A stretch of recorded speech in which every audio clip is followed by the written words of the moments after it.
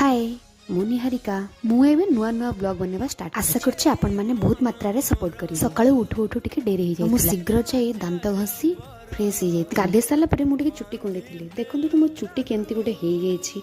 आपण मन जदि किछि नुस्खा घरेलू नुस्खा या फिर किछि भी आजंती ताले कमेंट रे निश्चय जानबी मु ट्राई करी तार रिजल्ट मध्ये आपण मन को सहित शेयर करबी। तापरे मु टिके चाहा बसी देथिली आउ नाश्ता पई सुजी हलवा बनै देथिली। तापरे मु चाहा टिके पी देथिली। जी समय विरति परे पुनथरे मते भोक लागिथिला तो मु सुजी हलवा को खाइथिली। आपण माने एंती केबे खाइछंती सॉस पके के मिक्सचर पके मु पकरे मिक्सचर नथला तो जति पई बादाम पके देथि। आपण माने एंती ट्राई करबे निश्चय भल। नाश्ता कर सारबा परे मु खरा बेलर खाइबा तयारी करबा पई लागि पड़थिली। आज खरा बेल खाइबार भात डाली कोबी आलू भजा पांपड़ और काली बंची तरकारी आई सारी मु किसी समय शोई पड़ी पुणी संध्यार उठी चाह बनी नास्ता बन खाई मैगी राति आउ किसी खावा को इच्छा ही न स्ट्रॉबेरी फ्लेवर चिया सीड क्षीर मिसे गोटे सेक तले मोर आउ गोटे ब्लॉग अटैच कर देछि। आपण माने से वीडियो को देखिबे आ बहुल मात्रा भल पाइबा देबे बोली मोर आशा। महाप्रभु को सोई एठी हम हमर ब्लॉग को शेष करछु। जदि आपण माने को मोर ब्लॉग भल लागिला लाइक शेयर सब्सक्राइब निश्चय करंतु। नुवा वीडियो पई अपेक्षा करंतु। पुणी थे भेटबा गोटे नुवा वीडियो रे। Thank you.